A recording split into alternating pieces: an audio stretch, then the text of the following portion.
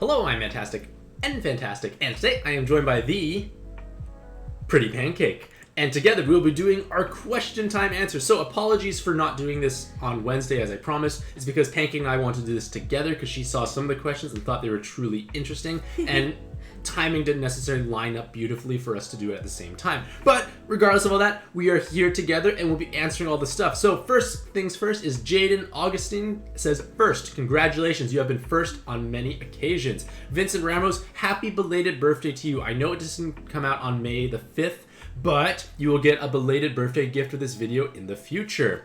Now we come to Jason Saurias. What is my favorite lead to play at the moment, disregarding the meta, and more importantly, who is the best girl? Well, I like Norza. I don't know why. I find it fun because I never really got to have it. Now I have two Norzas. I can make a system. It's just kind of brainless and wonderful. But Pancake, who is the best girl aside from Pancake? I don't know. Excellent choice. Alrighty. Yeah. I like Sakuya personally. She has I have some fond memories of utilizing Sakuya back in the day, so She's still your favorite? I'd say from a nostalgic point of view, but Norza jiggles quite well and I do enjoy that as well. So, Tiborn asks, do you consider fish to be meat? Also, anyone who else knows Pancake being in the video? Well, Fish is meat. okay, fish is meat. We just had fish last night. We did have fish last night. It was delicious. I'm hungry again. I'm getting hungry as well, but you've got an hour or so to go through this, so don't worry. It's okay. But speaking of Pancake being in this video, she is clearly in the video right now.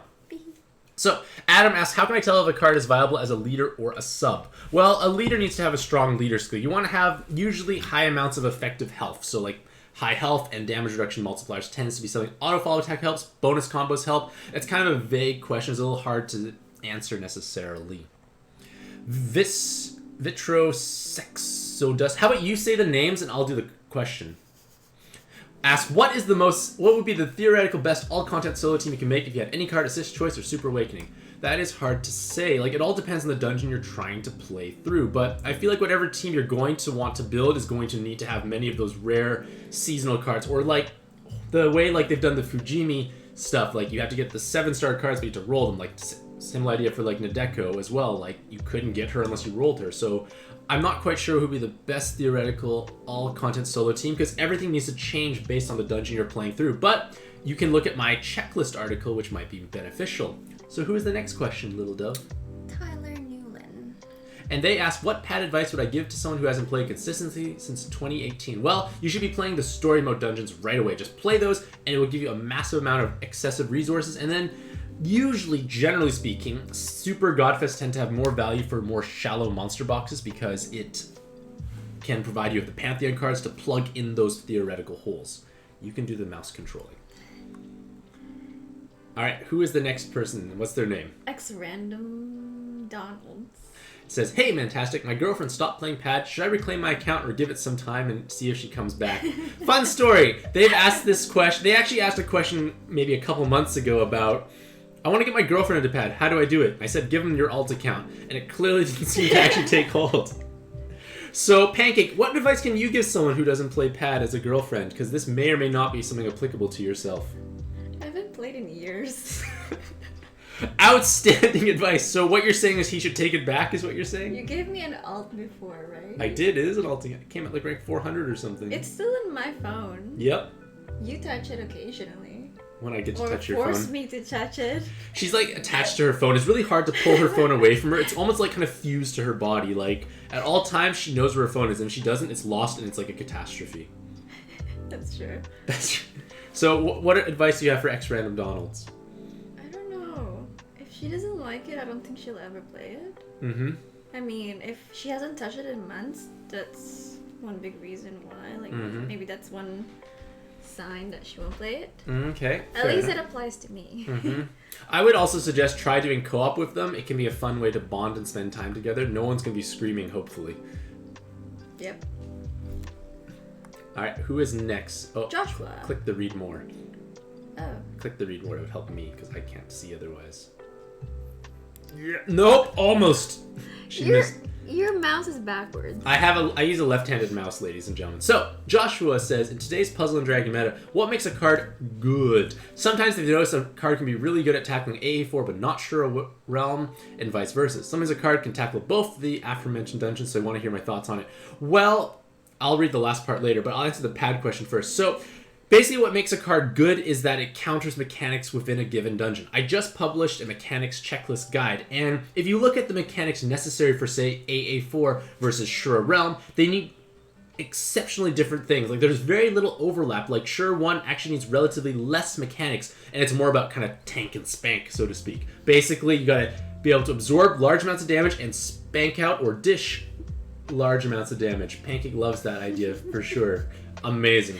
But basically, like, you look at a card, you want to see, like, what mechanics can they address, and generally speaking, cards that are more min-max or specialized in one particular aspect tend to be more valuable. And what's the next question, Little Dove?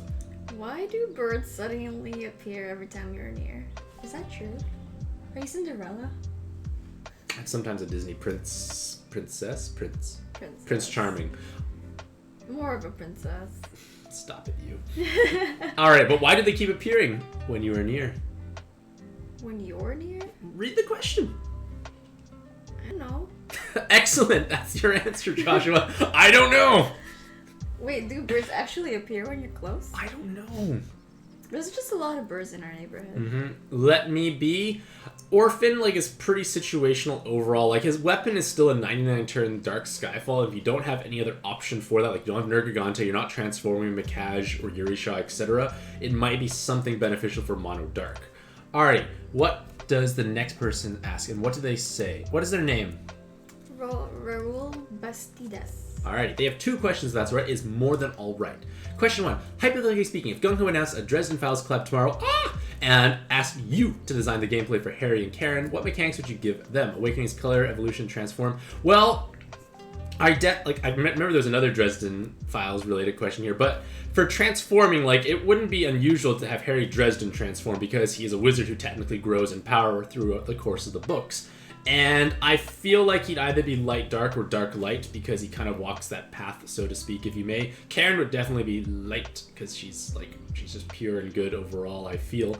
But she wouldn't be a transforming card, I feel, overall. But Harry Dresden would. It's hard to say, like, what they could possibly do, like, thematically. Like, Harry Dresden should be able to deal large amounts of damage. But then again, he's a wizard, so he can do basically anything you really wanted. So, again, it could be whatever you want, I feel. But I definitely feel like he would be transforming, whereas Karen wouldn't, because she doesn't really have, like, that kind of glow up, so to speak, if you may. Then question 2, how am I feeling lately? In a previous video, I said that I was feeling better, but it never hurts to check in once in a while. I do appreciate you checking in. So sweet. It is, yeah. So as of the last few days, I've been doing a little better. I've been managing to, like, kind of slowly increase my movement or exercise, getting a bit closer to my, like, baseline I have been having for the last, like, say, couple of years. So it's obviously not like a regular individual, but it is much better compared to, say, 2 weeks ago. It's small baby steps. All right, and who is this next person? Diggy. Have I read the Maze Runner book series, and if so, my thoughts? Have you read it? The Maze Runner books? Mm-hmm. I think I tried, but never finished it because I watched the movies. Yeah, I've watched the movies as well. I feel like I may have read them a long time ago when I was a young adult and, like, I read young adult books. Fun fact, Pancakes loves that genre and recommends that to me, and all that romance and love stories, and don't touch me there. You loved it. I read the whole Divergent series because of Pancake. You actually enjoyed it. You were like, wow, I can't put this book down. No, I did not say that. I was like, wow, I can't believe this is happening. Exactly. You're like, wow, it is great. I read quite a bit, to be fair, and at least it was like a relatively lighter book to read, so I was able to plow through the 3 quite quickly. Yeah, anywho, what's next? Who is the next person? Sarthak Banzel. And they asked, do I ever think we'll get Marvel reskin? It's impossible to say, like, collab, reskins, anything along those lines, like, it's, you can toss a coin and you can guess. That's the best answer I can give you, unfortunately, because, I don't know, it's just hard to say. Whoop. Kaylin says, what is my favorite additional mechanic Gung Ho has added to leader skills that I wish was used more often, or a new mechanic you think might be good for the game? Personal favorite is the poison damage avoid from Feral or Yugi. Well, I like leader skills that encourage you to match things. Like, the whole matching aspect in pad is the most appealing thing, and forcing you to either match like different or unique patterns can be meaningful. For some reason, I did enjoy like row-based leaders. I don't know why. It seems kind of generic and boring, but I don't know. It felt satisfying because like you don't do much damage, but then you can control when you deal lots of damage.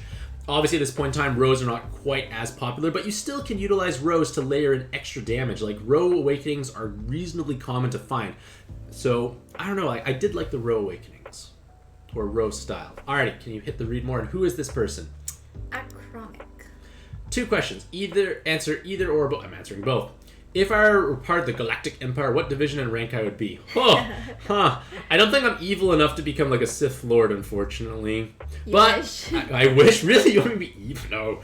But You love them. I do love the Empire. I think the Empire is way better. When we play Star Wars Rebellion, which is a board game, I'm always... Well, she's the Empire because she likes to be big, evil, and powerful and smash and crush my hopes and dreams. And I'm the Rebel Alliance hiding around and she's playing Whack-A-Mole. Either way, I feel like I'd be something like... If I was well, apparently, okay, here's a fun fact. The Empire has incredible healthcare. So if I was in the Galactic Empire, I'd probably be cured. Because if you think about it, Anakin Skywalker was brutally mutilated by Obi-Wan Kenobi. Like, limbs removed, amazing burns, damage beyond belief. But he was able to be restored and recovered.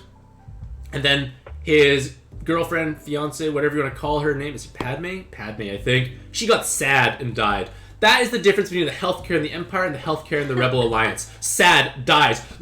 Basically mutilated beyond recognition. Can still survive. Yeah, I'd be healthy. So if I'm healthy, I feel like the strengths I would have are either maybe I'm a good talker. Perhaps that is one thing. Maybe I might have a position of command. I think I'm a reasonably strong leader. At least when I did group projects when I was younger, I was usually a leader-based position. Or I could be a pilot because I like to think I have strong reflexes. And it could allow me to... What is it? What is it? You can't keep up, can you? No, I cannot. Exactly. So, yeah. So, Pancake, what position would you be, you think? Not a pilot. Reactions. What? Very slow. Very slow. If I ever toss something gently underhand to her, she freaks out. Don't do that here. There's nothing I can toss that's safe. No. Necromancer said you'd be Darth-tastic. I'd be Darth-tastic. Oh, I appreciate that, Ramen. Alrighty, and then if I could have a companion from the Star Wars universe, what companion would you want to have? Think of the cutest thing you could have. Are you going to take Baby Yoda? Yeah. There we go, ladies and gentlemen. That is what we would take. And may the 4th be with you a few days late. Yep, sorry. Alrighty, Slide who says this? It's your You girl. already said No, it. I didn't say the whole thing. Slide Gobify. There you go. Who are my theoreticals? Dresden Files 7 stars. Oh, I love Dresden Files. So, Harry Dresden, obviously. Karen Murphy, yes, because she's a big character. And then I'm going to kind of almost like cut. I'm not going to I don't want to spoil like the later books, but like Thomas is a big character, and I feel like he'd definitely be a great transforming card because he could be human form and transform into vampire form. I like that style. And then you could also have Michael Carpenter because, who doesn't want to have Michael Carpenter as a friend? I think those are kind of like the bigger names from at least the earlier books because I don't feel like they would jump to like book 13, 14 characters.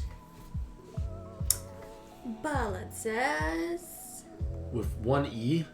Leroy! Leroy Jenkins! Oui, madame. Alrighty, who is this now? Panda Blender. That sounds gruesome. Anywho, Panda Blender says, it would be cool if you start a miniature painting channel. Questions, how is my back now? It's doing better compared to before. Like I mentioned before, I'm getting a little bit more like movement. Like every morning the last several days, I go to the gym that's in my building. I utilize the stationary bike with the taller backrest. Pedal. I come back, I shower, I stretch quite a bit, do other like strengthening exercises. So it's going better at least, and I'm not quite back to my regular baseline, but I'm building up that courage to start getting back there again. And then what is the best form and opinions on Leonard from this collab? I haven't really looked too much at them, to be honest, unfortunately, Panda Blender. Oh no, it's your job. When Wenbadu says, "Hey, Mr. Fantastic. I took a couple years break, and it's cool to see I'm still around reviewing things. Hey, read more. They were curious if I ever tried acupuncture to treat my pain symptoms. They asked because their mom has been an acupuncturist for years and always loves to tell them stories about how she's helped people feel better. I have tried many different acupuncturists. I don't recall the exact number, 5 to 10 range, maybe more, I don't know. But acupuncture didn't have enough effect. Like, the needles used in acupuncture are extremely small. They're tiny, they're thin. And what I've done instead was I did trigger point injections, which is an infinitely more painful procedure. Basically, the idea is they have up to 4-inch needles with a syringe, and they would inject me potentially 50, 60, 70, 80 times in a single session, all across my body. And the goal is to induce a violent muscle spasm. And it's a saline water solution that's injected alongside of it. It's supposed to help relieve your muscles. It's the most painful thing I've gone through in my entire life, and I'm a pretty good expert on pain. And this is by far the most painful thing I've ever had to go through. And I did this every week for a year. It just gives me nightmares. So I don't like needles, and acupuncture just didn't have enough value because the needle was too small. But I'm definitely having a wonderful day overall. All right, who is this? Jonathan Land. Alrighty, Jonathan Land says they don't have much money, but they do believe they should support the games they love, which is why they do IAP from time to time. But sometimes it becomes too much. What would I recommend for someone like themselves who thinks they spend too much on IAPing and to refrain from that aspect of the game, especially when there's a brand new or relevant collab out? How do you call it a quits on a card you really want, but RNG isn't on your side? Well, IAPing can be viewed as entertainment money, and entertainment money can always be seen as wasteful because it doesn't necessarily contribute to building up your life in a sense. It's not like a down payment, it's not paying your mortgage, repaying debt, so on and so forth. But you need to be happy. Everyone wants to be happy, and it's nothing wrong about spending money on your happiness. And it's just a matter of picking what is the best medium for your happiness. For instance, if you spend, say, $20 on pad, would that give you more happiness than $20 spent on something else? And another thing is, you shouldn't feel like there's a stigma for spending money on a mobile game, because if you think about it, people go out for drinks with people a night on the town. You could spend an outrageous amount of money, because how much do drinks cost outside? $8, $9. Yeah, so let's say you have 2 drinks, you have tax and maybe tip. That's similar to that 20 hypothetical dollars you could have spent on pad.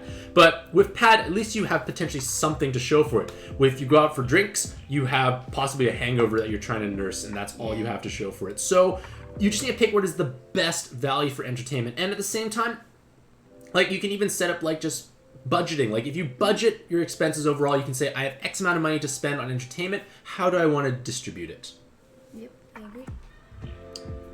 Warlock Color says, what do I think about the new Dragonbound Dragon Collar upgrades? They're relatively minor overall. DBDC, it comes back all the time, and they really kind of dropped the ball, I feel, overall, in terms of how much amazing value they could have possibly given. For myself, I just completely ignored it and skipped it.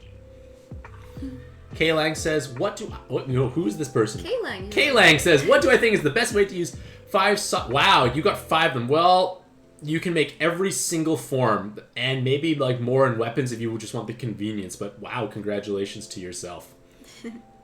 Onion says, what is my favorite Pantheon monster and Godfest exclusive? Well, Sakuya would be my favorite Pantheon monster. I feel like she has carried me through the very, very early part of the game, and even though I haven't used her in years, I still think fondly of those times. And for Godfest exclusive, I like Norza. Norza is a pretty girl. There's some jiggling aspect, and she is blue. I like blue. I'm a relatively simple individual.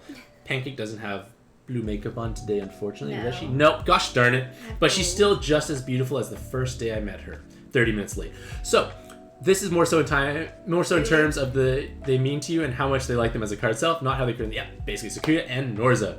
And yes, Onion, that is you. I'm actually streaming the recording while I answer the questions. And Onion is actually in the chat saying, hey, that's me. Hi, Onion. Okay. Keith Gonzalez says, what is the best way to back up accounts in case something happens to the device you're on? They're asking because they just recently managed to get their account back through support and they don't want to go through all that again. Well, the best way to do it is, write down all your numbers, first things first. And the second is, create a Facebook account and sync your account to Facebook. You don't even have to make it a real Facebook account. Just make a dummy Facebook account that you just sign up just to sync your account to it. Because that means if your account gets lost or whatever, you just can reinstall Pad and say, link with social media device, you log into Facebook, and bam, you have your account back again. Max Kern says, have I ever considered painting miniatures on stream and videos? I have done one miniature painting stream, but at least for the last several days, I've been only writing various articles. And for myself, I have pains in my wrists and whatnot. Oh, I have something else I can talk about that. But I can only do a certain amount of activity every day. I feel like that if I write articles during like the day, I can't play pad later on because it hurts too much. And same thing can be said to miniature painting. If I write or play pad, I can't miniature paint. I have to be really picky with my activities, unfortunately. And the other aspect I was going to mention is I spoke with my point of contact, who is a psychiatrist at St. Paul's Interventional Pain Clinic, the best pain clinic in Vancouver. And basically, what's come out from it is we're going to do a bunch more imaging. It's been years since any imaging has been done for my back and neck. And I'll throw in my wrists as well, because why not? I'm already being stuck into a machine. They can look at other parts of my body as well. So hopefully that provides some insight. But his other advice was just heavily medicate me. Yeah, just medicate me into oblivion, I feel. Alrighty. Scroll up. We got to get the first question. So. Shade. What number is that? Roman numerals. Roman numerals. Outstanding 17. So, they say, hello, Sir Fantastic. Hope I'm doing well. I'm doing fantastic. Thank you for asking. Do I have any specific advice they could give for tackling Shura's Lucifer trial? It tends to be their main roadblock in beating Shura 1. Their wood team involved are Artemis, Albert, Taula, Susno, Green Polon, Friend of their own Deco, and dark team using, I can't pronounce the name, Nell, Altu, Uranus, Vlad, either Pono or Mikashran. Well, as mentioned by Nathan Wong, you can utilize the PadDB app. It's a wonderful app that works on Android or Apple, and you can actually test or practice Lucifer's puzzle. But another thing you can do is you can use the movement time badge, because Lucifer disables your awakenings, but movement time found through leader skills or the badge does not get reduced. So that in turn can give you more time. Let's say hypothetically you use a plus 2 second movement time badge. You have 7 seconds base. You get 1.5 times on that. Now you have 10.5 seconds to solve the final floor. Much better than the 7.5. So adding in movement time could be a possible way, because at the same time, for the teams you listed, I highly doubt you would need the health badge. You probably can just get away with the time extend badge, in all honesty. Scroll down in case I've ever missed anything, because Nathan was right. Sam Chen says, nope, not quite. That was just talking to Nathan. That's all right. Scrolling up once more. Noob. They like to say random numbers. Say a number and say it, because they're not the 143rd, but what number should we say back? 78. Outstanding. You chose a mature number. I'm glad you did. I avoided it. One number that's inappropriate. So tempted to say it. Oh boy. Be professional, yo. Be professional, yo. Yo, ladies and gentlemen. Just say yo to be... Matthew Kenya is next. Have I ever thought about doing a mechanics guide for newer returning players to catch up? Awoken team building, etc.? Well, something that I just did was the mechanics checklist, and I think that can stand the test of time, so to speak, because you are still going to have those mechanics in those dungeons. Encountering them becomes important. So I feel like that can be a meaningful place for you to take a look at, because I outline the mechanics of all the arenas, all the alt arenas, Colosseums, and Shura Realms, and any player is going to be playing one of those at any given time. Thomas Walker says, seeing my amazing attention to detail, their question is, what brand of brushes do I use to paint those fine details? Pancake, you can answer that. I forgot. Can I look at them? Da Vinci, the micro ones. Do you want to hold it up, maybe? So basically, focus, but that's okay. They're Talk about really it. Small. Talk about it. It's I think squirrel hair. Uh-huh. Really, really fine point. Yeah. I got you 3 of them. Yeah, so basically, Pancake basically got me 3 fine tip brushes, incredibly small tips that allows me to paint tiny, tiny, tiny details. I also utilize this light source here. Not only does it shine bright, it acts as a magnifying lens, and I can't see anything through there either, but it can allow me to see those tiny, tiny details. And I only use these brushes on the fine stuff. I don't bust them out for the regular old things. But one advantage I feel like I do have is I have a reasonably steady hand, which in turn lets me paint those small details. It's usually considered sacrilege to use on acrylics, but they're meant for watercolor. But I use it on my miniatures, and I don't care. It's not sacrilege to me. As long as you clean them. I clean them quite well. I clean them right away. They're my babies.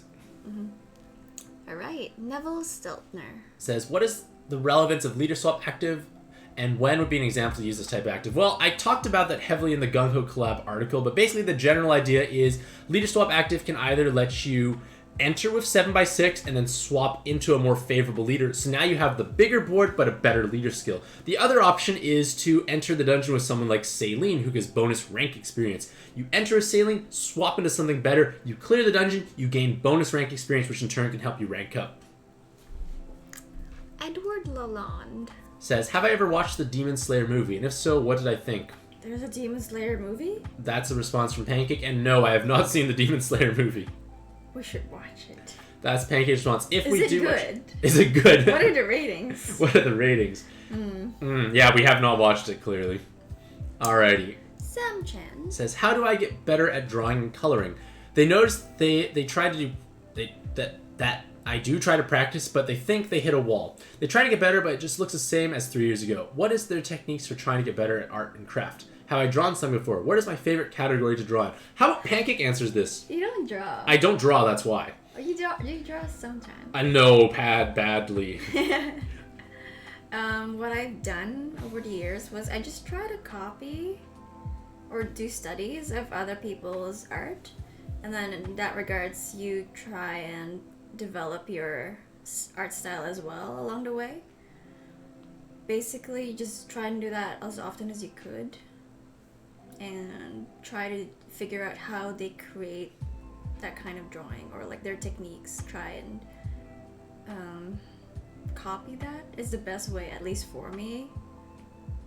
Yeah, and then and then for myself, like for miniatures, like I've watched a couple of like tutorial videos to understand like basic concepts. Pancake has also shown me different techniques, and it just becomes trial and error for at least for myself. And same with me. For miniature painting, I like it, so I'm willing to put the effort in at least, and in turn it tends to produce a favorable result. But like, look at people who would be like experts in your respective field. Like, pick a style that you enjoy and look at people who do that and what techniques they employ for that. Dark Ruler Hades. All right, so wow, this is interesting. Okay. They say, haha, thanks for answering my question. Didn't make themselves clear at all. What I meant was a woman going to the bank to start a family with actually the place that holds YouTube's auto censor will delete a bunch of things. If you write in their real word form, try to condense what you got wrong. Relationship with yourself is more important rather than trying to impress others and try to get them as your friends. I agree. Self-love is important. If you don't love yourself, it's going to be hard for others to love you. I love you, though. Aww. They think an ideal relationship would be two people being slowly gravitating towards each other. And find people that accept you both, your bad and good behavior. I'm gravitating towards you slowly. Did you notice that? Of course, the bad behavior is really bad, and we should stop ourselves from reacting emotionally. They think we all have our own triggers. If people get mad, it's usually at their own triggers. Please don't fall off your chair. Not us causing them to get mad. Do I know about self-awareness and how it relates to everything? Do you live life for yourself, or rather, for others? What is the best way to live? What are you... You're starting to sound like Batman. Batman. So, what is your advice? You read that really badly. Excuse me? I read that really badly? I read everything. What are you talking about? You were just distracted by my gravitational pull. Stop. Anywho, I feel like they're asking is, do you know about self-awareness and how it relates to everything? I feel like I'm reasonably self-aware about like things that are problematic in my own life and possibly Pancake's life. She does have ups and downs, and I have ups and downs, and it's a matter of riding those out and addressing them. It's a bad idea to live your life for others.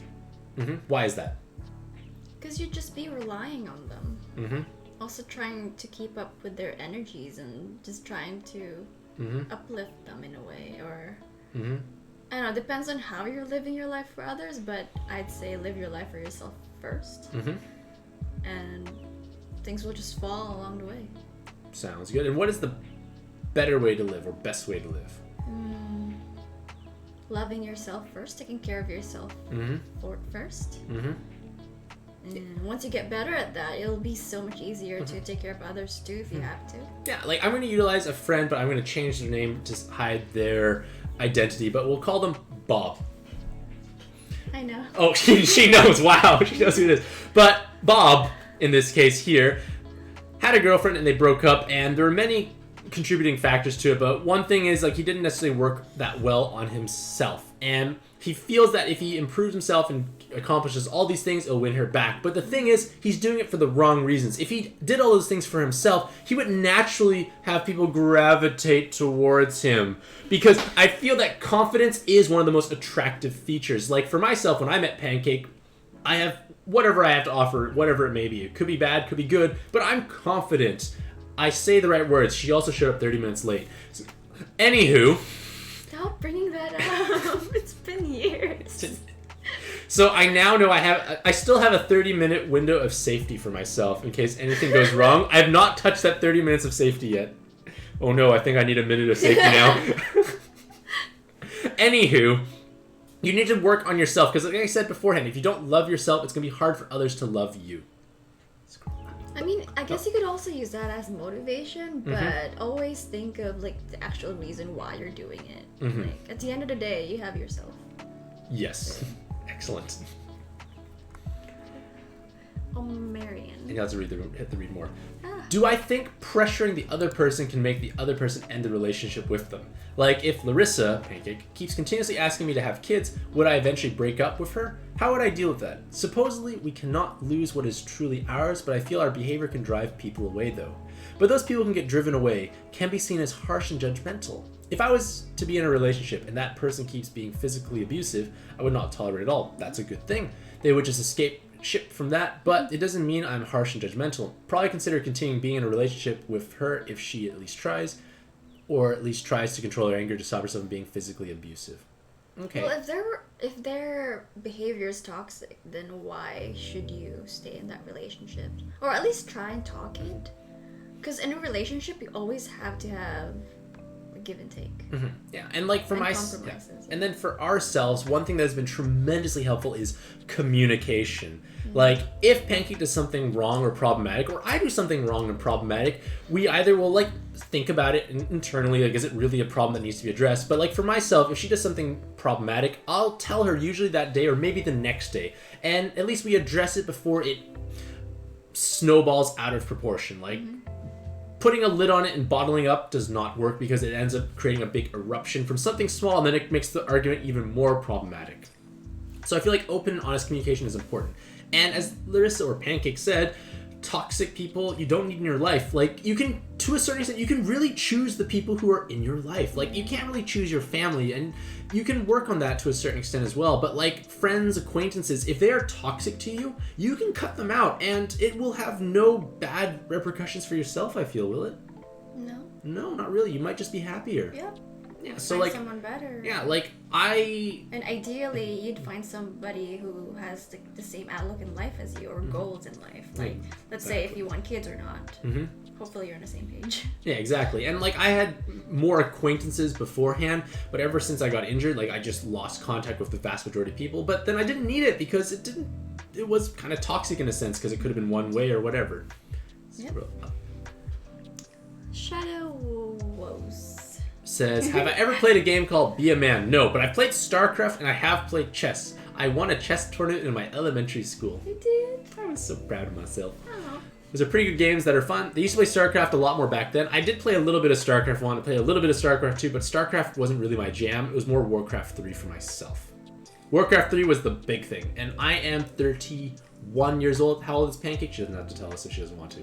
She's younger. Dead, actually. She forgot. 26. What? 27. 28? Good girl. Oh god, I'm old. Drummers sting. That stings. That age. Oh. In terms of career, should you chase what is hot or in the market, or should you pursue your passion? Passion. All right. Pancake says passion. If you pursue your career, it might not even take off, and you won't get that far. If you stick with a regular safe route of a regular job, you might not be happy for life either. What is the best option in this situation? Well, assess what your passions are and see if that will make money or not. Otherwise, plan B. Get education is the best option, to be honest. Like, education is never a bad thing. Education is the best safety net. Yeah. Like, I technically have a university degree. It's obviously not being used now, but I like to think it has aided in myself in terms of like my writing and speaking aspect. So education is never bad, but obviously doing what's hot or in the market can be beneficial as well. Oh yeah. Try to find a balance, like something that you don't hate. If you don't hate your job, I'd say it's pretty good. Yeah, I'm like not really passionate about my job right now, but I do it. Yeah, it's enjoyable and I don't enough. hate it. Exactly, that's the key. Yeah. All right. Hurst Beat Says, do I think saying "I hope you die" is ever appropriate and not offensive? I don't think it's ever not gonna be appropriate and offensive. It's never going to be appropriate. I think it is offensive. Literally everyone will pass on someday, so yes, their hope will be filled, but not just for a while. I'm not wishing ill upon others, just saying that death is a natural cause. Some people pass on earlier in life, they're between life or at the end of life. It's a fact that everybody dies, but why would you hope someone die unless it's euthanasia? Yeah, it's just an odd thing to say, I feel. Yeah. Yeah. That was deep and dark. Mm-hmm. Eric is so fine. Eric is so fine. Do you think bowl cuts will ever be back in style? Okay. Watching Peaky Blinders changed that opinion. Is it because there's suits or the hair? Both, their entire package. Okay. Or they're not quite bowl cut actually, but close enough. Mm-hmm. A bowl might have been used, who knows? Only models can pull it off, but even then it's like... If you're a model, does it matter as much as what you're saying? Okay, well, okay. Okay. Because they always like bowl cuts like Rock Lee, and they might want to try having that, but they're scared that other guys might think they're odd. Do you think you should try a bowl cut? Well, if it suits your facial shape, why not? Mm-hmm. You do you. Yep, exactly. Lawrence Production. And my mom says, pursue a passion that makes money. Oh boy. Lawrence Productions asks, have I ever smothered someone before, and how do I stop myself from smothering someone? Can smothering kill a relationship? Yes. Is it possible to love too much? Well, that depends on what you mean by too much, right? I think what's important, I feel like possibly what you're getting at, is that an individual needs to have more in their life than just their partner. Pancake is my world. I love her so much. She is amazing and everything. But I do have lots of other things I do on my own. Yeah. As we've found out in this video, she doesn't play pad. So that's technically something for myself. I play lots of board games by myself. Sometimes we play board games together. The key is you need to have things for yourself. Kind of like going back to the other questions. If you don't love yourself and don't work on yourself, it's going to be hard in a relationship because you're going to be putting too much pressure on them. Like, let's say I had absolutely nothing else in my life and all I had was Pancake. I would be incredibly needing in some smothering, I'd feel. And it would drive you nuts, wouldn't it? It would, but that's why I like having my own time sometimes. Exactly. We have our own space. Like, Yeah. sometimes, like, we have our own time. We have, like, I call it, like, alone time, quiet time, whatever. And I feel like everybody would appreciate that, to be honest. Yeah, like- especially if you're like together 24/7. Yep, like, I like alone time. Like, I love being with her, but I need some time for myself. I need to do my own things. So I think it's important to have your own activities to enjoy. Also, you gotta respect their boundaries as well. Mhm. Just because you're in a relationship doesn't mean you don't have to have boundaries between each other. Mm-hmm. I agree. Silver Self. Says, should I ever be worrying about other people's actions? They're out of your control no matter what. We cannot make people do what we want unless they want it themselves. We can only control ourselves, not other people. Yes. Is there a point in teaching certain people stuff if they are not going to do what you say? How do you keep yourself from getting stressed because someone close to you can easily walk away from your life at any point? If they do, what do you think of them? Okay, so let's go. I guess maybe we should go through them one by one. So, should you ever be worrying about other people's actions? Like, what do you think? Can you really control other people? No. There's only so much you could do about their behavior. They'll always come back to doing what they do. Mm-hmm. I mean, it's important to voice out how their behaviors make you feel. Mm-hmm. That's important. Yeah. And like, I feel like an important distinction is this an acquaintance or someone you just barely know or someone who's close to you? Yeah. What context? And I feel like the only time you should try and intervene in someone else's behavior is when it's destructive to themselves or others. Mm-hmm. Like, my belief is that if what you're doing doesn't harm yourself and doesn't harm others, it's probably a fine activity to do. But once you start crossing that line, I feel like intervention is more justifiable.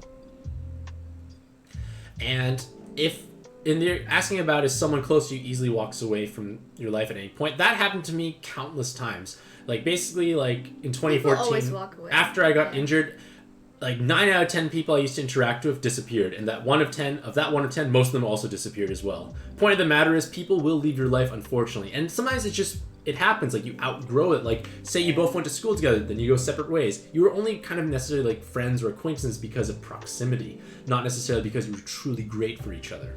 Mm-hmm. And it's just a fact of life. People will come and go. But at the same time, if you meet someone and you do click, you need to work on it. It's a two-way street. Like, the world is full of people who are too afraid to make the first move. So find the courage to reach out first. Yeah, wow! How deep was that? I saw Pancake's face light up with that wisdom. Are you reading something here? There's nothing to read! How deep was that? Yeah, we're like your relationship counseling. Yes, Mom, that is exactly what question time is. You don't watch these videos on YouTube, Mom, but this is something I do every month. Alrighty. It's pretty fun. Okay. Keep going. Oh, did you answer the last question? What do you think of them? Oh, if they walk away, it wasn't that important in your life, probably. That's why. They walk away for a reason. Exactly. They don't stay for a reason. And it's probably good for both parties. Mm-hmm. Curry water. Says they want to become a YouTuber. What do I suggest they do? Being very successful on YouTube is incredibly hard. Mm-hmm. What kind of stuff do I need to do on the video? I'm going to read more of it to get an idea of any impact on video. They struggle a lot on trying to keep the viewership. They also want to get well known to other people too. Some popular YouTube channels have millions of views and hundreds of thousands of subscribers. Should I try prank wars and just script it?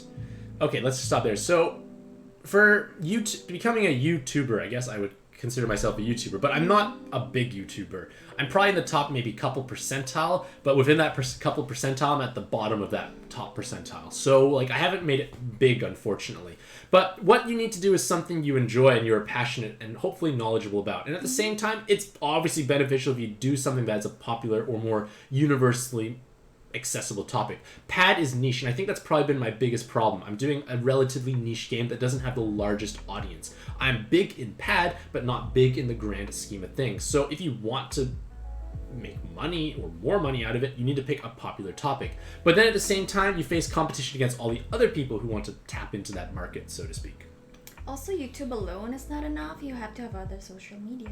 Exactly. Like, I rely on everything. Yeah. Like, YouTube will not be enough. Like, you need to have multiple things. And like for myself, I started writing articles on WordPress, and then I transitioned to other mediums. And it was that backbone that kind of built me up, so to speak. Mm-hmm. So they asked, should I try prank wars and just script it? What do you think about pranks and couple prank videos? I don't really like them. I think they're dumb, personally. They're so scripted, too. Exactly. At least I think. It's fake. It's not genuine. It's insensitive. Oftentimes, they're kind of cruel. It depends on the prank as well. If they're hurting each other, then that's not good. I know.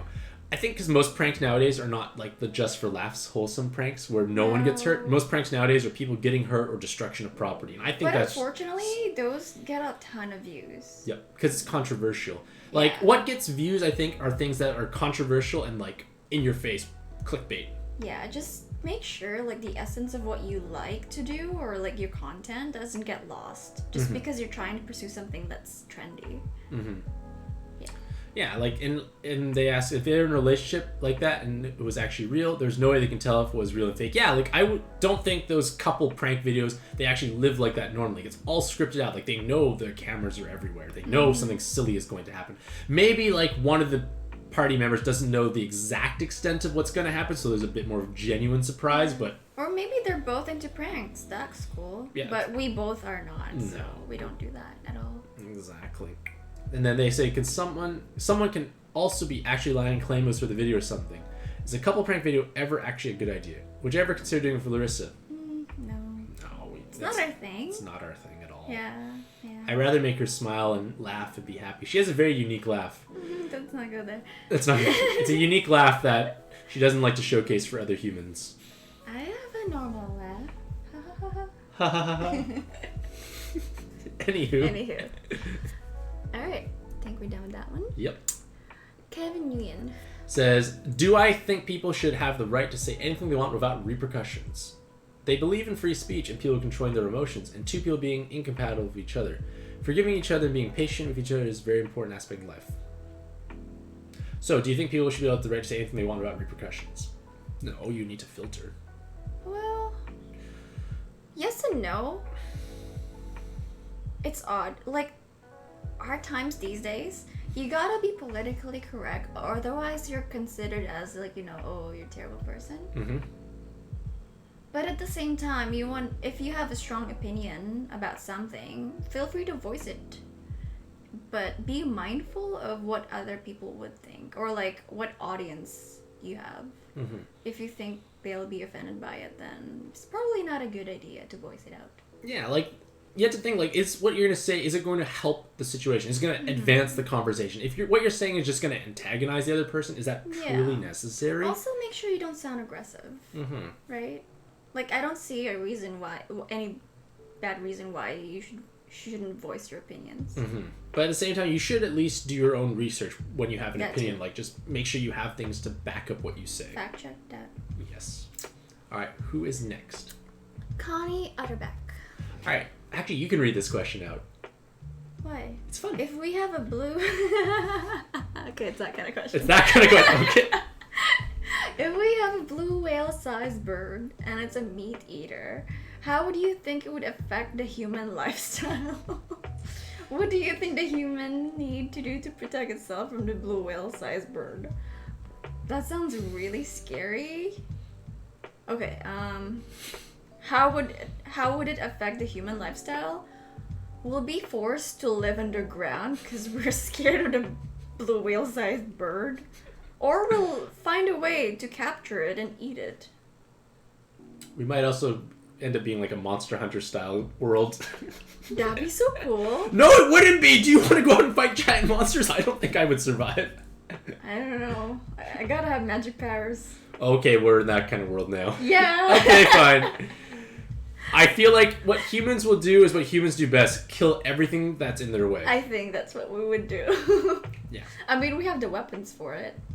Exactly. If we don't understand something, our first response is to kill it. That's a pretty good response. Usually. Kill it and study it and kill it some more until there's nothing left. Exactly. That sounds pretty accurate. But yeah, it'd be a terrifying place. Can you imagine just going out for a walk and then... And then no more you?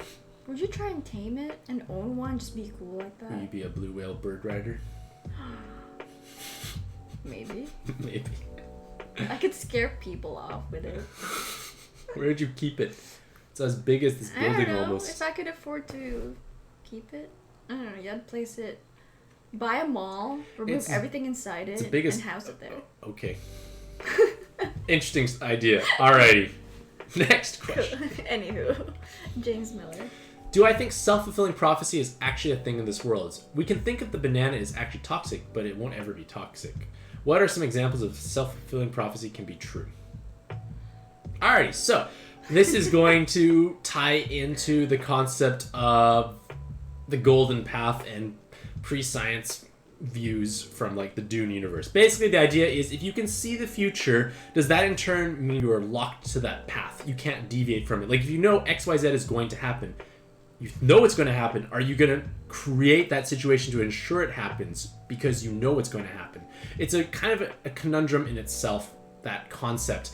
But at the same time, what are some self-fulfilling prophecy examples that you can think of? I'm confused. Alrighty. So, I feel that, like... I don't understand the banana part. They believe it's toxic, but it never can be toxic, so therefore it can't be self-fulfilling. So just, if you believe in something, does it make it true? That's what they're trying to ask. I'd say so. To a certain extent, for like... But it doesn't change the fact that it's toxic, so... Yeah, but at the same time, like, I feel like...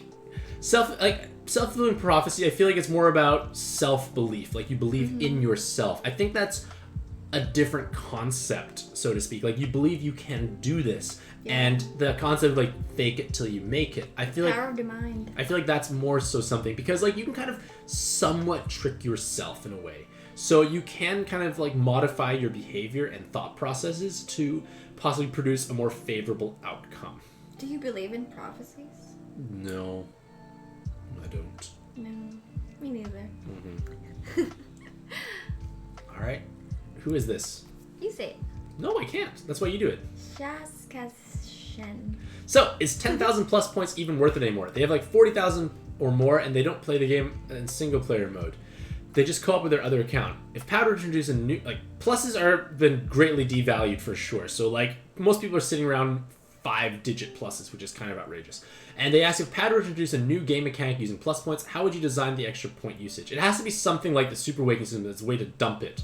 It could be a way to, like, augment existing cards to give them some other benefit. Or maybe just a way to, like, swap between Super Awakenings more easily. That would just be nice in itself. They also say they don't really use plus points anymore. Back then, plus points were quite rare, but now you don't have to farm King of Gods. You could do that True Training Arena and get 10,000. Kind of outrageous. Pluses and coins have definitely been devalued over time. Justice League Asks, how can you tell if someone is lying or mistaken? Is lying and being mistaken the same thing? No. Lying is Not your the same thing. lying is you're It's intending on to mislead. purpose. Mistaken is they could be just mistaken. Yeah, they just don't have all the information. They don't. Yeah. They're just wrong, perhaps. They're not aware of the... Yeah. I feel like with lying, there's malicious intent, whereas with being mistaken, you just didn't know. Mm-hmm. So, both are trying to convince the other person that the false truth is real. Mistaken is like they didn't know it was a false truth, but then is being mistaken a bad thing to do? That's why fact-checking is so important. Yeah, like we live in an era where information is so readily available, but at the same time, people should maybe go the little bit of the extra step to fact check important aspects. Yeah, ask them where they got their information from. How come, like, why do they believe it so much? And then what about information omission? Basically, withholding information, like That's selectively choosing. Almost like lying. It's It's almost- very manipulative. It is manipulative, I agree. It's close, but it's different. And if someone is lying to you, how can you tell? I can tell. Depends how bad they are. I can usually tell when she's lying to me. Really? Or maybe I just didn't do that on purpose. Oh, yes. Either way, like, it's, like, I feel like lying doesn't serve much purpose, because, like, for us, we don't, well, at least I don't lie to you. Or do you? Not that I'm aware of. Or do you? Do I? Yeah, I don't know. Exactly. But yeah, I've never like, had an issue. someone can be nervous while telling you the truth also. Exactly, like, I think it just comes down to how well you know the person, but at the same time, just be educated yourself so you can kind of know what they're talking about, perhaps. Alright, what is next? Andy Warhol. Okay. Andy Warhol says, is going to a casino a good way to make a living? Nope. Well, okay, Well- let's put it this way. Casinos exist to make money. And it's not making money for the people who go there, it's making money for the people who own the casino. Gambling. So, you already know that the odds are stacked against you. Mm-hmm. But continuing with their question, they're going desperate to try and find a way to make a living. Counting cards is probably the best way to make money. Have you ever counted cards before, and does it work? Isn't that illegal? I think you can do it. Like, when I play board games, I count cards or count things, and people don't like it. Nope. We do Like, not. a lot of times I'll know it's in your hand, and they're like, what the fish? Yep. It's not like regular. fair. It's not the deck of 52 cards. It's like other types of board games with like cards, other kinds of cards. But like it's a skill for sure. But like I don't gamble in casinos because for myself, I'll put gambling under entertainment money, and for myself that does not bring enough entertainment to justify the money spent there. Also, why do people get turned off by desperate people? Why is desperation a turnoff? Depends how desperate you are. Like, if you are desperate enough to cheat and lie, then that's a huge turn off. And like, is being desperate and trying to get what you want the same thing? Not quite. Like, trying to get what you want, you don't have to be desperate. You can be hardworking and committed. Yeah. But desperation has the connotation of you not being enough, so to speak, and you're just trying to compensate with that by like putting in extra emotion in a way. Yeah. Like, Also, if you're working too hard to the point where you're ignoring other important aspects of your life, that could be desperation. Yeah. And it would affect how people around you act around you. Yeah. And also, desperation is also usually a sign of like a lack of confidence. And as mentioned beforehand, confidence is an attractive factor. Oh, yeah. Alrighty. What is next? Mountainous Val. They asked, have I ever played the original Street Fighter? I may have touched it every once in a while at a friend's house, but not really. I didn't actually have any consoles or video games growing up. And look at me now, Mom. Oh no, she's watching. What arcade games have I played back then? I love pinball. pinball. Pinball. I love pinball. We want to own a pinball machine. I want to own a pinball machine, but our condo is not very big, so also, there's no it's space. really expensive. And they're really expensive, so yeah. $5,000, $6,000. Yeah, like if I somehow came into a large amount of money, I'm getting a pinball machine. But that's a lot of money and space. Yeah, I'd support you, but where are you gonna put it? Do we need a bed? Oh, I do like a bed. I do like. Do you need a couch? I don't sit on the couch, so it's okay. Oh no, I need a couch. All right. Anywho. All right, Miss Drevius Says, why do people think having sex is the prime reason why people live? Getting married isn't really the absolute end goal of everything. You'll still have your problems even if you do get married. Mm-hmm. If you're not complete as a single individual, you will not be complete as a couple. Exactly. Do you really think happiness is an inside job? I think you create your own happiness to a certain extent. Yep. It's like, a choice. It is a choice as well. Like, you can choose to have a more positive outlook. Like, I could be depressed and moody and broody all the time, but that doesn't serve any purpose, and it's just gonna make me feel worse. Like, feeling happy feels good. Like, I like to congratulate Pancake on small tasks he achieves. I congratulate myself on small tasks I achieve. It's important to acknowledge when you do succeed at something, regardless of how small it may be. For myself, lately in the last several days, I've been slowly building up how much I can walk again. And it may not sound impressive to most individuals, but for myself, it's a big improvement. Like, I went for a walk yesterday. And you went to the gym today. I know, I did. I pedaled for 25 minutes. It feels pretty great for myself. So, and then they finish with, even if people try to upset you, just be happy. What's the best and single way to be happy in life? Remove toxic people around you if you could. Ignore things that are not worth your stress. Yep. And letting go of things you can't control. Like, for myself, I don't follow the news. Like, it's the news always, like, the most popular kind of news is bad or controversial news. And due to the scale of the world and how big the internet is, you might think the whole world is bad and terrible, but it's probably just a very fringe niche case of this event occurring, and it's not the norm, but you may think it is if you're constantly submerging yourself in that. So just be mindful of the environment that you put yourself in. What are you surrounding yourself with? Like, I am up to date on, like, at least the latest COVID news, but most things I kind of just don't pay attention to or search because it doesn't actually change my life overall. It's beyond your control. Exactly. Like, you can't control it. You gotta let it go. Yeah. Let it go. Scrolling up anymore. Who is this? Lever. How do I make a person fall in love with you and make them want to change their life plans just to be with me? Ooh. Look deep into my eyes. Is it even possible? No. I make them change? I don't think you should go in. It's very selfish. Yeah, you don't go into a relationship expecting them to change for you. Yeah, you're probably with the wrong person. Like, I didn't change Pancake that much. Like, we kind of, like, shaped and blended each other into more... If like, it's beneficial for both of us, yes. Like, we just slightly adjust behavior. We don't change that dramatically. Like, she still is reasonably similar to when I first met her on that glorious day on December 18th, 2015. Such an amazing time. I remember, see? Good for you. Thank you. I also remember the 30 minutes. Anywho, we were supposed to meet and she came back. She arrived 30 minutes late, but I thought she was worth waiting for. And lo and behold, she was! Yay. Yay! So, if you can't change the other person's actions, what can you do to get a position to fall in love with you? Person to fall in love with you. I never had to do that. You're just such a lovable person, is what you're saying. I don't know, it's an odd thing to do. Just be yourself. That's the easiest way to do it. If they're attracted to that, then be genuine. I feel like you have to be yourself. If you try and like masquerade or fake things, it's going to come to light eventually.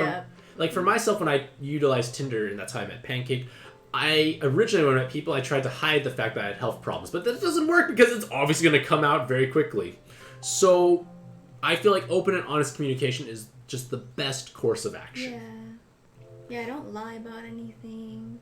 Yeah, like, and they also... you can try and impress them, yes, but... Yeah, don't lie. And how can they get a successful romantic relationship? Well, I feel like you need to find someone who has similar, like, outlooks and opinions on life, and also similar activities. Like, things you can do together. Yep, I agree. Husky Lover says they never even held hands before or even kissed. What was my age when I first kissed a girl? 19. Ooh. No. I am a late bloomer in that case, of course. I don't remember. You never kissed a girl, possibly. You don't know that. I don't know that. I feel like you just need to be yourself and, like, think of things that make you as an interesting person as well. Being a late bloomer is okay. Yeah, like, you've hopefully gained more life experiences by that point in time. Yeah. You learn. But a good thing is treat others the way you want to be treated. Or, at least if, like, for a guy, I would always say to someone, like, if you're a guy, like, treat the girl how you would want your daughter to be treated.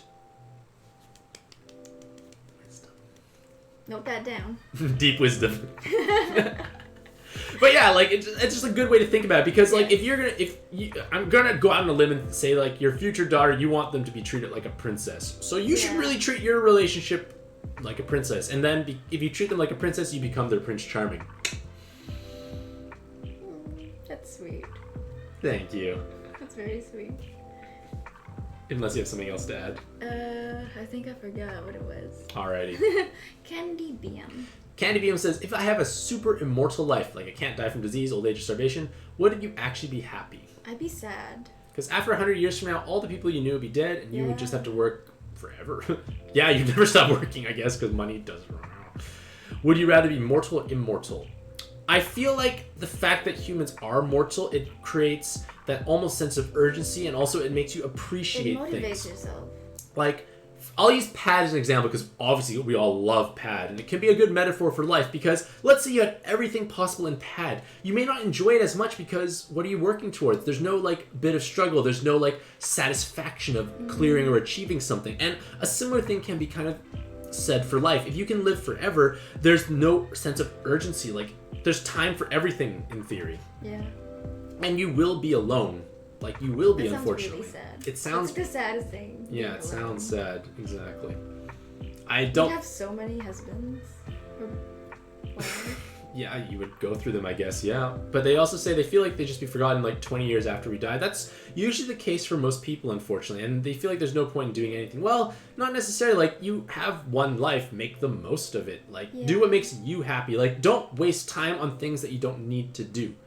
Like, let's say, for instance, like, you feel like you don't have enough time during your day. Well, think of the stuff that you did, and was it a meaningful activity, especially when you have your free time. For instance, let's say you're just scrolling on Facebook. You might do that for, say, like 30 minutes per day. Did that make you really, truly, genuinely happy? If it did, okay, sure, keep doing it. But if it's not making you happy, maybe switch to something else that makes you happier. I feel the shade. Shade? No, there's lights actually here. I do that a lot. But I work hard. Yes, I'm not saying you don't. As long as you find it's a meaningful activity and brings you joy. Mm-hmm. All right, who is next? Daters Synonymous. Oh. Have I ever tried playing Avalon before? No, I've never tried playing Avalon. In the game, do you think claiming Percival and claiming a normal blue Merlin and calling someone else you think Morgana is a good... I have absolutely no idea what you said and all that thing there. As Percival, you get to know two players, and they are Morgana or Merlin. Or you don't know which is which. You have to determine who is Morgana and Merlin by their plays. We don't know the game. I don't know the game, so it's incredibly hard. I just heard names. We like Merlin. I guess, yeah, but... Morgana I read your question, cool. Which is cool too, right? We've never played this game, so it's hard to answer. How do you not take things personally? Oh wait, save data. How do you not take things personally? Well, when she reads my line, I don't get upset. I always get offended by every little thing. When I am talking to them and they open their phones, I get offended. I think, wow, this person is rude. He doesn't like talking to me. What would you do in my situation? Well, perspective, I think, is important. Getting offended and upset about things that you can't control, it doesn't do any good. You're just stressing yourself out unnecessarily. Like, I feel that to a certain extent, some people search for problems. They even orchestrate and create their own problems just to play the victim role. It's not a healthy outlook. Like, avoid things that make you, avoid problematic things. Avoid those toxic people. Or at the same time, just tell them, hey, if they pull out their phone while they're talking to you, just let them know that this is kind of rude. Why are you doing that? What are you looking at that's more important than talking to me? You were just talking to me a moment ago. Tell them how you feel. Exactly. Like, Pancake looks at her phone, but, like, I don't mind because I know she does things on it, and, like, she still makes the time for me. Like, everyone needs that personal alone time. Like, as long as you're not smothering them. Exactly. But, like, just communicate. Like, if this is something that's happening on a regular basis, let's say this is, like, a sibling or someone that you have to interact with on a regular basis, tell them. Like, you're not a mind reader. I'm not a mind reader yet. Like, Not yet. Not yet. That sounds scary. But yeah, like, just communication, like, and also just don't sweat the small stuff. Like, small petty things, don't get upset about, because there are real problems out there. And I'm gonna go on a tangent line. Okay, why not tangent? So, like, I read a lot of books about power and control and how to basically basically control a population and bend them to your will. And a popular way to do that, and one of the best techniques, is distracting and creating strife and fighting within themselves. Like, give them small problems to worry about, petty things. Put them almost against each other, so to speak. And that forces them to stop looking up, because they don't look at and see the real problems or who's really pulling the strings. They just see the petty things in front of them. So, move beyond that. All right. Mm-hmm. Moving on. David Shimonos says, what makes someone desperate? I feel like desperation is a popular topic. Mm-hmm. What makes someone desperate? Tell me. Desperate? Is that desperate? Not quite. No. I feel like desperate is more like someone who just... like, they don't give space to the other person. I'm assuming it's in a personal relationship point of view, but, like, can someone technically call you desperate for dating Larissa, since Larissa is another person? Can you technically... Yeah. I don't quite understand how someone could call me desperate for dating Larissa. Since Larissa is another person, she is another person. How can you tell the difference between desperate and genuine? If someone calls you desperate, you just ignore them and you just try your best to date another person. You always accept a no as answer, and why do people shame others for trying to hook up with others? Quite a few different points I feel like they're jumping around. I'm not quite sure about the desperate versus genuine, but over time you hopefully can learn what genuine looks like. I need a bit more context, I feel, overall. Yeah. And then why do people shame others for trying to hook up with others? It could be just insecurities with their own selves. It could be as well, like... Yeah. Like, they're not able to meet people. They're just jealous. They could not be attractive enough. They could be not smooth enough. And they just almost resent others who are able to interact with people. Yeah. It could be that. Like, a lot of times, aggressiveness comes from projection. People project their own insecurities and shortcomings onto others because it's a way for them to feel better. Mm-hmm. It's not healthy behavior. Yeah. But sometimes they don't know they're doing it. They don't know what they're doing, exactly. Mm-hmm. Okay. Harito Says, hi! Multiple smiley faces. First things first. Whoa, you have some skills in that miniature. Dang. Am I doing the words right? Yes. Yes. What do I think of the new collab? Which is the new collab? I need a name. Take care and hope I feel better soon. Hope you feel better too. I don't know what we're talking about.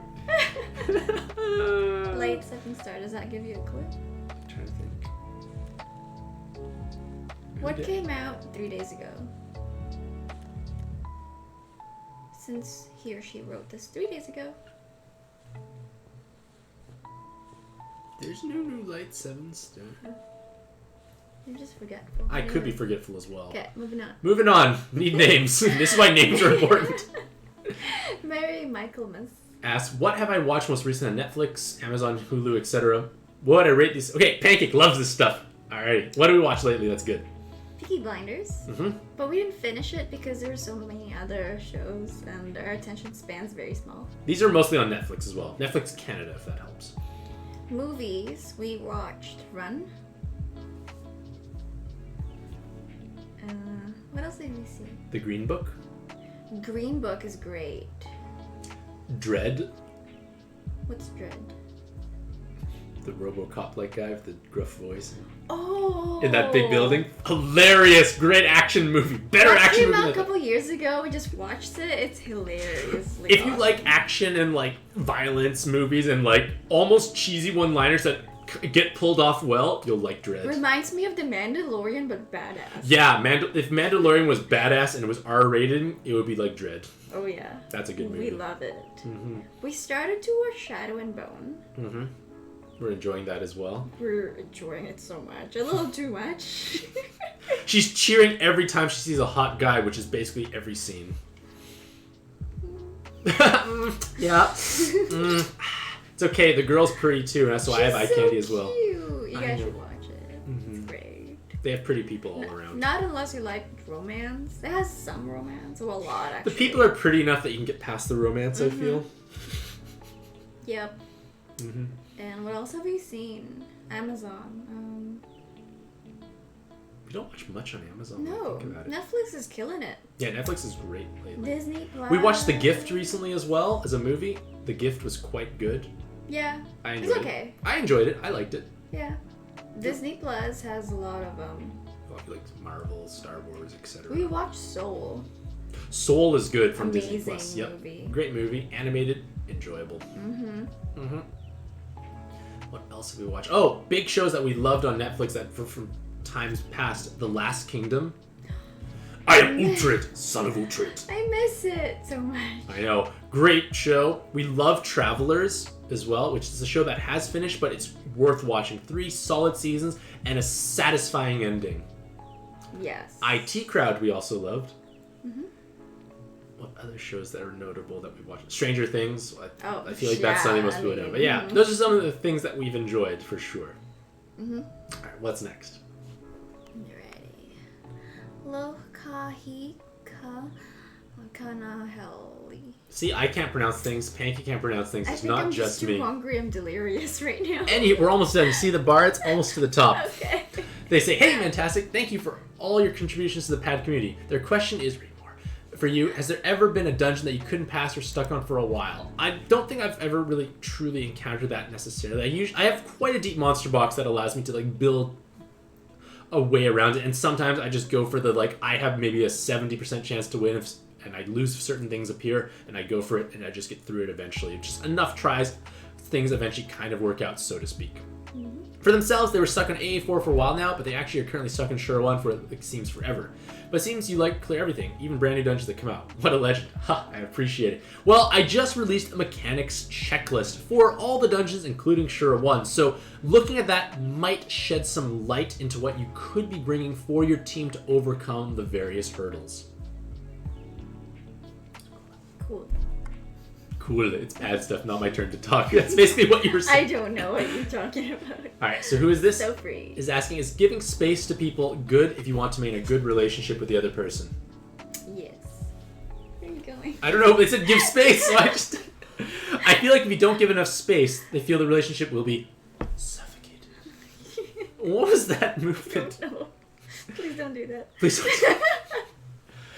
It takes time and patience to grow a good relationship, but at the same time, it has the possibility of not even growing. How do you prevent that exactly? Plateauing? Yeah, how do you prevent plateauing?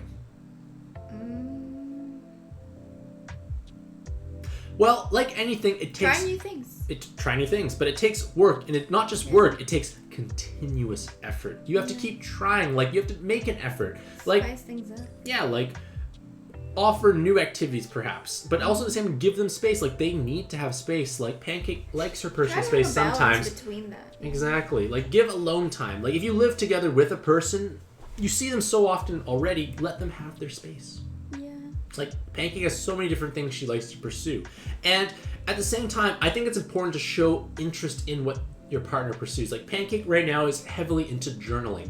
And it's not something I personally do, but I still at least show interest. I ask her about it. I make her show me things. I ask about her thought process. As silly as it sounds, just keep asking questions about the other person. No one has ever been upset because they talked about themselves for long periods of time. Look at me. I'm talking a lot right now. I'm happy. Point of the matter is, ask questions and show interest. I feel like that's what I would definitely do with my kid. If they have an interest in something, I will make them feel like the coolest person in the world for liking that thing. Yeah, I could definitely see that. Yeah, You're that kind of person too. Yeah, I make Pancake feel cool for journaling. She shows me her stuff and her face lights up. It doesn't necessarily apply to me that heavily, but seeing her face light up is all I need. People love talking about themselves. Oh yeah. It's just how it is. It's just how it is. Alrighty.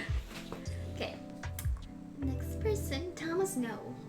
Read more. If they plan they make a plan with someone and it's not working, do you believe that is the other person that is not making the plan work? Even if you try to help them bypass their difficulties, it is really up to them still. You cannot make a person do what you want if they don't want to do it. It is never about you asking them in a bad time or you're not doing enough. Sometimes it's actually bad timing in a bad situation. They live 50 miles away from a friend that moved here. Themselves and their friend used to live a lot closer. They would be hanging out with that friend more if they live closer to them, but assuming it's just bad time or bad situation, how long should you give yourself to move on from that person? If the other person just doesn't want to, you can't really do anything about it. In that case, it's always best to move on. Well, for that situation when you're with that person, you don't hang out as much, which is just a fact of life. When you grow apart physically, it's just going to grow apart emotionally as well. But at the same time, who is the one reaching out? Are you always the one reaching out? What kind of responses are you receiving? Are they happy when they talk to you, it seems? Do they make the effort to get together or at least spend time with each other? Like I mentioned beforehand, the world is full of people too afraid to make the first move. And maybe you have enough courage, but at the same time, if it's not being at least reciprocated, at least from an enthusiasm point of view, that could be problematic. Like sometimes some people are maybe the glue in relationships. They're what holds it together. Maybe they're the one who goes out of the way to make an effort to make plans. But for that other person, are they trying to be understanding? Are they trying to work around your schedule, perhaps? I think we need a bit more context as to what the other person does. But if they are really just half-heartedly responding, they don't really make an effort, they cancel, whatnot, maybe it might be time to move on, because that is toxic in itself. Yeah. Like, things shouldn't be lopsided. Yeah, but at the same time, be open if they do want to communicate with each other again. I agree. Alright, what is next? Angel Wen Says they drink a cup of soda every day. Is it really bad for your health? Yes. Why do you think drinking soda every day is not healthy? Well, if you look at how much sugar is in a can of soda, you'd be terrified. What does soda contain that makes it not healthy? Sugar and excessive caffeine. And sugar. After drinking soda, they always rinse their mouth with water. Well, that could help with cavity prevention, but it doesn't help the fact that sugar has been ingested in your body overall. Yeah, especially every day. Every day, it adds up like 30 grams of sugar in a can of Coke, I think, something like that. You measure that out, that's a big lump of sugar, and you think to yourself, I put that in my body every day. And then do you have other sweet things throughout the day, etc., etc. What I have found to be the best solution is invest in a soda stream.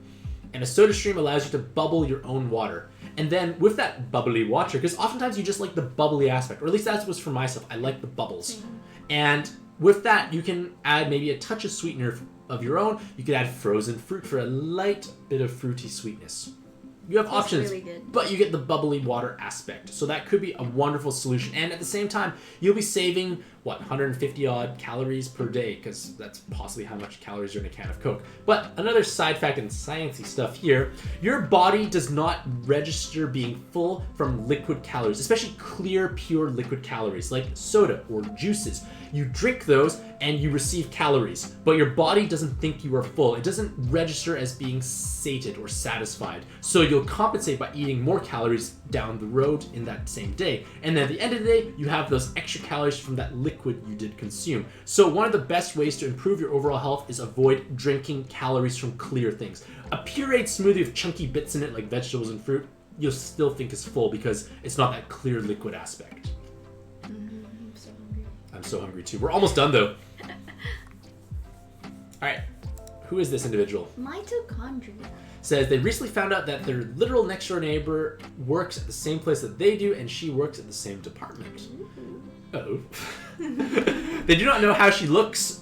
Okay, but how I found out is that after your shift ends, you walk to your car and you see the same car at the workplace parking lot as the car right next to your house. Are you sure it's the same car? Maybe, probably is then.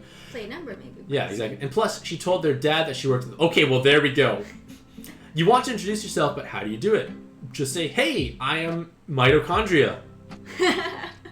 And don't say I live next door to you right away, because that may come across as creepy. It can come out organically later, but you can just say, hey, I work in your department. I'm mitochondria. Yeah. And then you'll talk. That's a way to do it, perhaps. Yeah. And I don't think she could feel poorly about it. If you work with people, people should be friendly enough, or at least polite it's a cool friendly. Thing, actually. People should be polite friendly to their coworkers at the very least, I feel. You're not invading her privacy. You're only using public information. Yeah, that's true. And, like, just introduce yourself and say hi. You could, if you really want, you can say that your dad mentioned that she works here or something like that. Or just somehow work it in. But, like, just be friendly. Yep, I agree. Mm-hmm. And who is this? Bob Shent. Says, how often do I vacuum and how often should you vacuum? They never vacuum the room or the place they live at. They're too lazy to vacuum. We vacuum a lot, especially you're quite allergic. Mm-hmm. And we shed hair. Allergens. We shed hair in general. Like, your bathroom has tons of hair shedding. We vacuum, I think, Twice every 3 days. Yeah, about twice a 3 week. to 4 days. We vacuum twice a week. Like, it doesn't take that long. Because the thing is, if you do it on a regular basis, it doesn't take too long. And if you have a nice vacuum cleaner, especially a cordless one, it's quite fast. Yeah. It makes the job so much easier, and you'd be able to do it, all the time. But things look nice when they're clean, and everyone else who shares that space with you will be happier as well. Mm-hmm. Also, how come some people don't know how to accept no as an answer? They keep trying to bypass it. Setting boundaries and respecting boundaries are tremendously important to maintain sanity. But if people always cross those boundaries, they will always end up even more upset. So, how do you deal with people who don't accept no? I never had that problem before.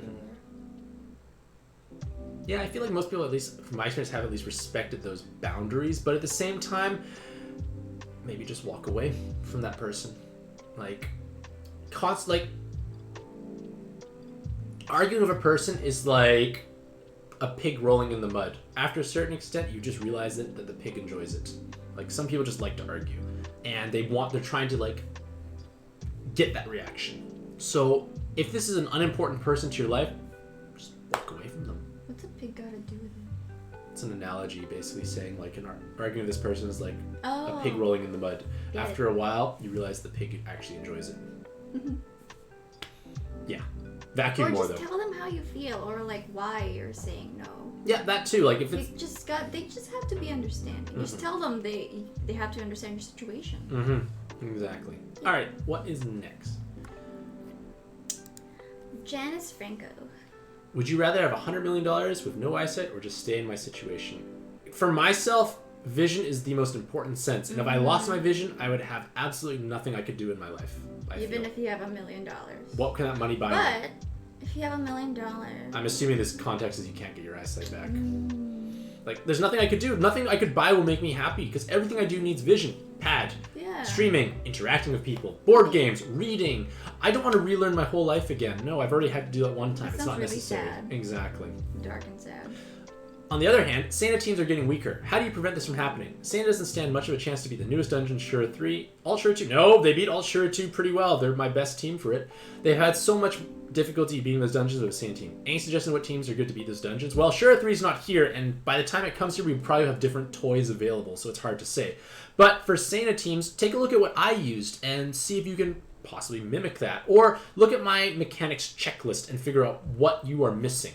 But Santa is tremendously strong. They have a self system, they have huge bulk, they have easy damage output. Next question.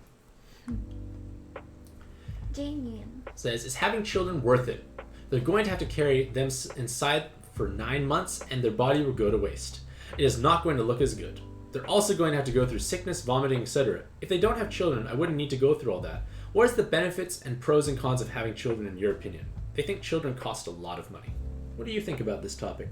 If you value your body that much and you don't want to ruin it, but you really want to have children, you have options. You can adopt. Mm-hmm.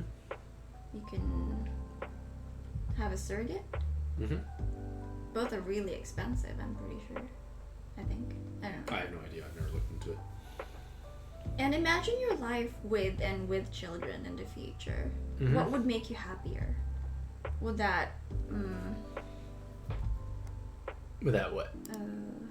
Trying to form words in my head and I'm losing them. Oh, words are good. Words are good. I like forming words too. Like, would your body in the future be as good still? Mm-hmm. Would that... I don't know. I don't have English anymore. Alright, that's okay. Well, I feel like the desire for children becomes stronger as you get older in life. You want to take care of something, I'm pretty sure. Yeah, like, it's possible you're maybe in, like, your early 20s or late teens, let's say, and that... It's not as important yet in your stage of life now, but maybe in the future they will be. Mm-hmm. Also, they'll take care of you when you're older. Yeah, that's definitely another big benefit. You won't be alone. Mm-hmm.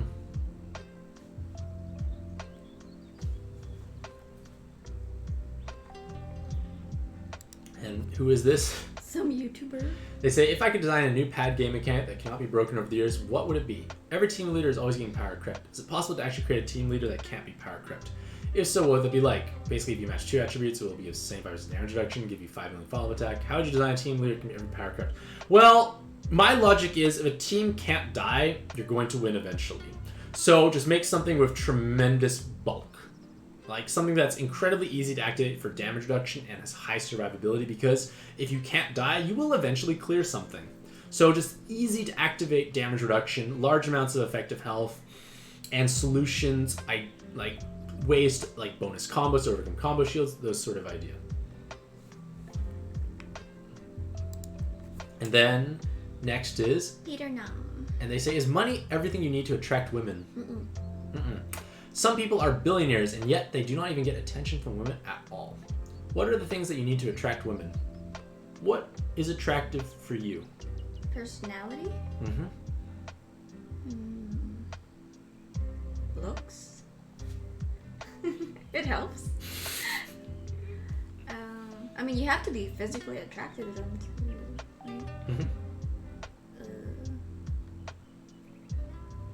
I'd say those two are more important than money. So personality and looks. Mostly personality. Okay. And how they treat you.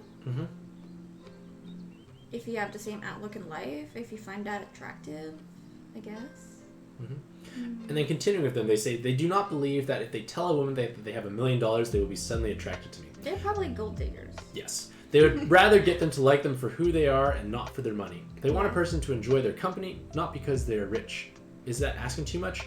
No. Nope. You'll find somebody. It's not. And like, for your situation here, if you are tremendously rich and you are, or you just are more well off than the average individual, there's no need to flaunt it. Like, I feel like people who excessively flaunt wealth are possibly just insecure about it as well. They just want attention. They want attention. And if you can be secure about your own self, Peter, that is the most attractive aspect, I feel like. I think confidence is one of the biggest magnets for attraction.